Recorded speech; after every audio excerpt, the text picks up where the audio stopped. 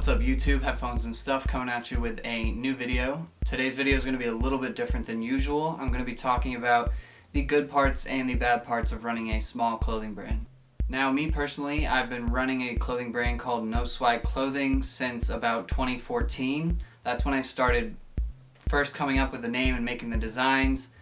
And I really started manufacturing and putting the clothing out for people to buy around 2017, 2018. And since then I've been doing drops every couple of months, usually. I used to be at the point where it'd be once or twice a month, but now I'm kind of at the point where maybe every 2 or 3 months I'll put a new drop out. But I've had a lot of struggles with trying to keep the brand going and make profit with it while still keeping it fresh. So I just wanted to discuss what I've experienced as far as the bad parts and the good parts go. Excuse the hairline.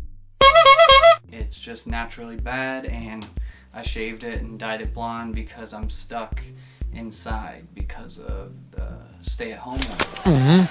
Alright, so let's talk about the bads. The first thing I want to talk about is the expenses behind running a clothing brand. Now, there's tons of things that people don't really realize that go into running a clothing brand. The first thing I'll talk about is just the cost of blank garments. Now, I could easily go with really cheap blank garments from people like Gildan that are gonna be, only like $1 and change per piece for like a short sleeve t-shirt, but they're really not good quality, they're not soft, they're very rough, and those type of shirts are more for, school events, big public mass-produced things that people need to get out and give away.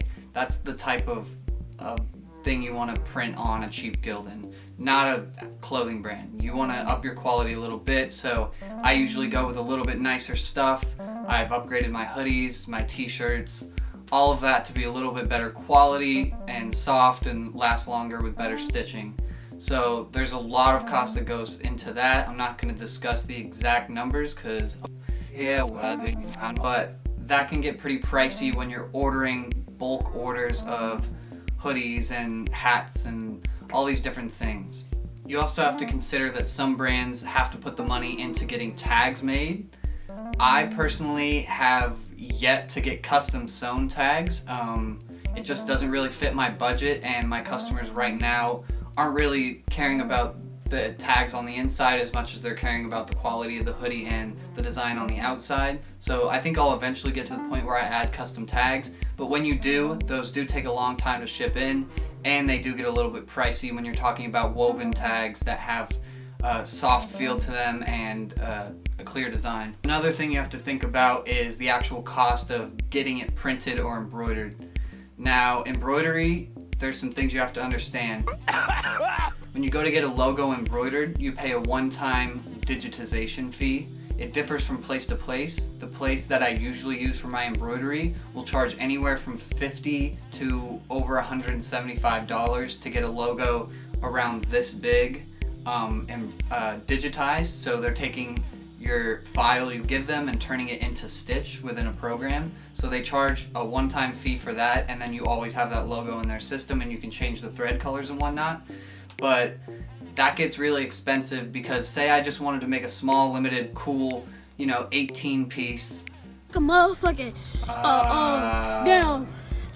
18 total sweatshirts that I'm going to put on my site that I want to have a really cool embroidered design on.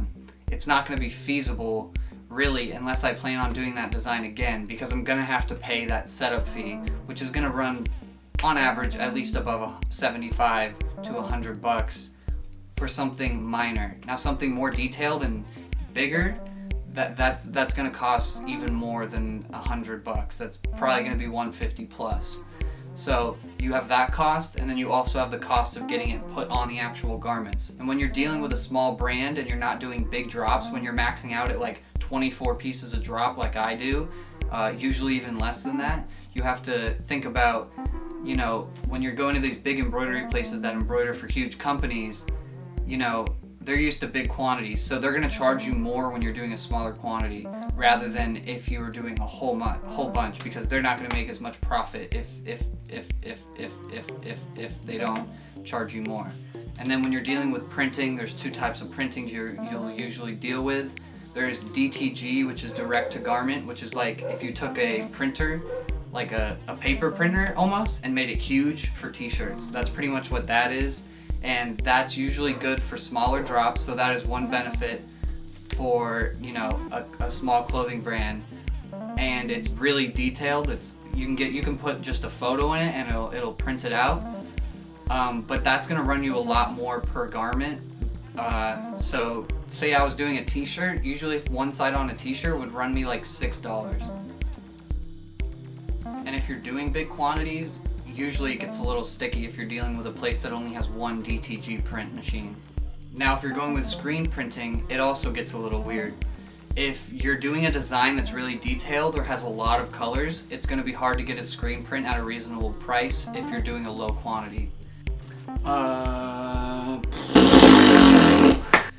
It's now later in the day, but we're going to keep going. You might hear some kids in the background, but we're going to keep going. As I was saying, so screen printing is basically a process where it's done by hand, and it's almost kind of like making a photo where you have to create all these like negatives and screens, and then someone, depending on where you go, some places have machines that automatically do it. Where I go, it's one person who will set up the screens and they rotate around, and each one is for a different color, and they get this big brush thing and they run ink and it goes on to the garment. So for every color, you know, that's really adding up on the work and price of your garment. So it's tricky to find which method you really want to go for. Then there is shipping cost, which personally I hate, because you can ship one t-shirt, first class USPS, it'll only run you a few bucks, probably around $3 to $5. But you ship one hoodie, it's just over £1, so then you have to get into like priority mail and all these other things, and then it's gonna run you like $7 to ship one hoodie to literally a place that's an hour away from your house.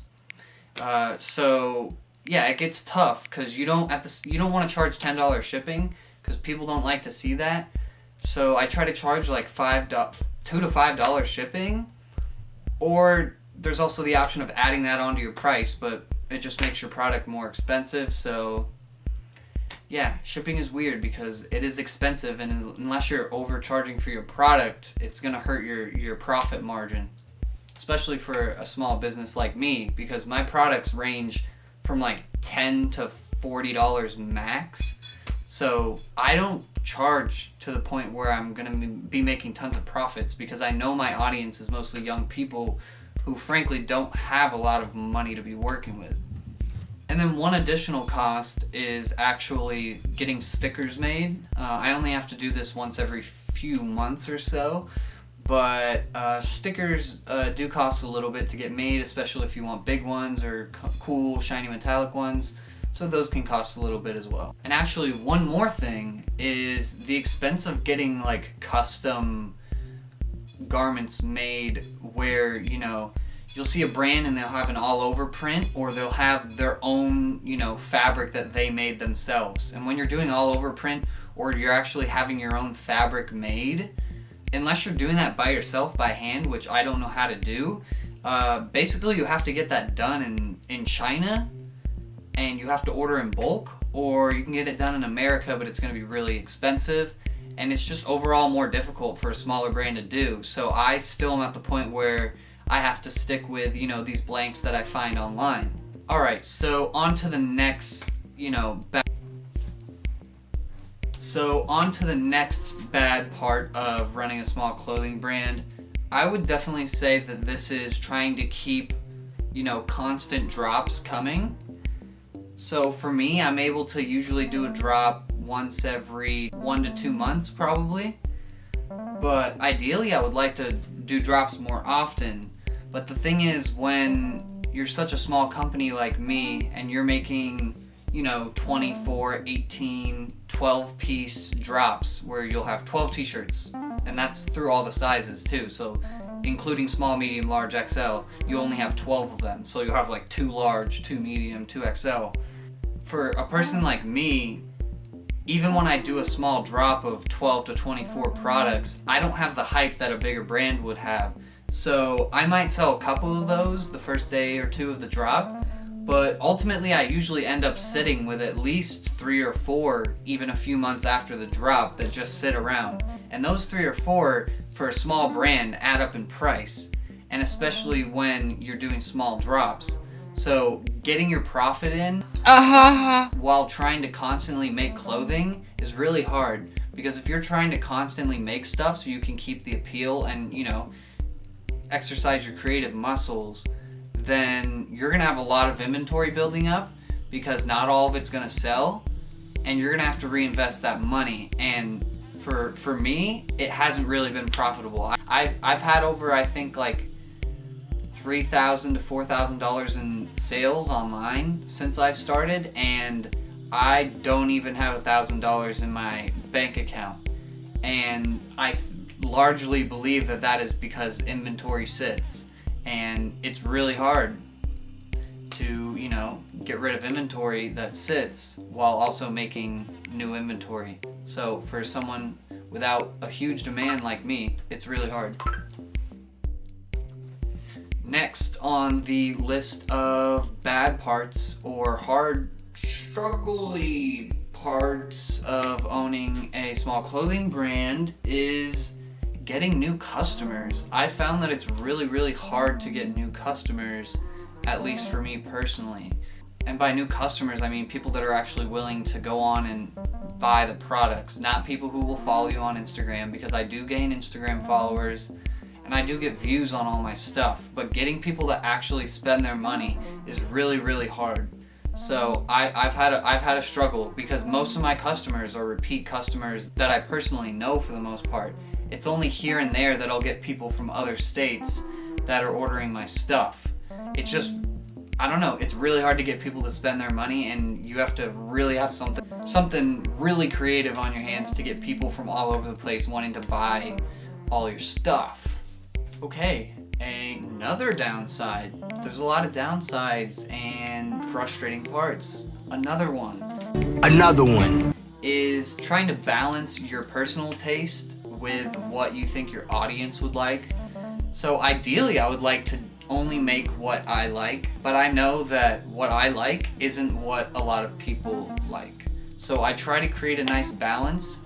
Me personally, I prefer simpler shirts and hoodies that have small logos, but the actual quality of the shirt or the hoodie is really soft and nice, so it can pretty much go with anything. Nothing's too flashy, nothing will get old. I like a nice, simple embroidered shirt or hoodie or crewneck sweater that's just gonna last and be timeless. But I know a lot of young people like big graphics. They like to know that if they're paying a certain amount of money, they're gonna have lots of cool graphics and designs. But for me personally, I don't think that lasts. And also, there's a lot of colors. Like, I just did a checkered drop, and normally I wouldn't be the person to wear a big checkered hoodie, but I know other people would. So I made it because I knew other people would. Same with colors. Like, there's certain colors I usually don't wear. I usually don't wear like a true bright red, but I did make true bright red shirts. I usually don't wear purple, but I did make purple. I like to experiment with colors because I know other people like different colors than me. So it's really hard to, find a balance, because ideally I would want my whole brand to just be simple garments that are timeless. But, I have to keep attention, so I need to make some cool, flashy designs as well. And then I'd say the final struggle is definitely, how disappointing some drops can be. Sometimes you'll anticipate, you'll do a poll on Instagram. Hey, what do you guys think of this design? Do you want me to make these? And you'll get tons of yeses. You'll get like 40 yeses on that poll. That's just my numbers. You might get a lot more. Actually, I probably get a lot more, but I don't know. But say you get 40 people saying they want an item. When you actually go and make that item, out of those 40 people, there's probably 2 or 3 that will actually buy it and actually end up spending the money on the product. The other people just kind of sit back and they're like, I don't have money, I don't know, it's too expensive. So it can be really hard, because you'll think that you're about to drop 12 to 40 people that want shirts, and you'll post for a few days, drops coming up, put a countdown, all this, and you'll be sitting there, you'll refresh it to the drop, and you'll be like, ooh, waiting for the orders to pile in, and it'll be like an hour later and you won't even have an order in. You might have one. So it can be really frustrating because a lot of times people aren't actually willing to buy the product, and they say that they want it, but they aren't actually going to buy it, and you get your hopes up, and yeah. Now the good parts of owning a small clothing brand. Definitely my favorite part is just creating the product in my head and designing it on the computer, and then actually seeing it come into fruition. Either in Stitch is my favorite. When I do something on the computer and then I see it stitched into something, which is a pretty permanent form of decoration. It's pretty cool to me. I'm always like super impatient when I'm getting my stuff manufactured. I'm like always checking in to see if it's done, because I like to get my stuff in and then see it right away. That's just how I am. But creating and seeing the products, and especially seeing it out in public or in your school, or on social media, just other people wearing the stuff that you designed, is pretty great. It's pretty great to think that there's people out there, probably currently while I'm speaking, that are wearing some of my clothing, and giving me more exposure. So I really like that aspect of it. Another benefit is that I actually get a lot of clothing for myself, and almost the entirety of my current wardrobe that I wear is either like just plain shirts, or it's stuff I designed. Like when I'm looking at my closet that I keep all my hoodies and sweaters in, about 95% of them are all past designs that I've made. When I do a drop, I usually try to keep one or two of my favorite items from that drop just for personal, so I can keep them and have one that I wear or just save, because I think it's really cool. So you do get a lot of clothing, and if it's clothing you like, you have a whole bunch of clothing you like, and you get it at a low cost because you don't technically have to transfer the money around like you would if you were buying it from someone else. And then the final and last benefit to starting up a small clothing brand is that you really never know where it's gonna go. It's really unpredictable, but it's really fun, and it's very unique. I personally probably only know one or two other people who run their own clothing brands personally. So, especially if you don't live in like a huge city, like I live in Pennsylvania. I still live in like the third largest city in Pennsylvania, but there isn't as big of a creative community out here. So when you're talking to someone and you can say that you're of your own clothing brand, it really piques people's interest towards you. So it is something to be proud of. So yeah, overall, I would say if you are thinking about starting your own clothing brand, give it a go. Keep some of those things I said in mind, and don't let all the negatives bog you down, because some of them are, I'm sure, more personal to my specific clothing brand, and they may not apply to yours. But there are a lot of factors to consider, and it is definitely, and a lot of times, not the most profitable thing to do. So with that being said, if you liked the video, make sure to give it a thumbs up. If you didn't, make sure to give it a thumbs down and write a comment if you have a question or you want to say anything. I'm trying to, make this channel a little bit more personal, show my face a little bit more, so I can get a little bit more investment with my subscribers and continuous views. So yeah, thanks for tuning in, and I'll see you next time.